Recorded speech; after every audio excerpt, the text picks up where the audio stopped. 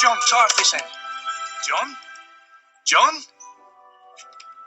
you doing up there? Getting a better look.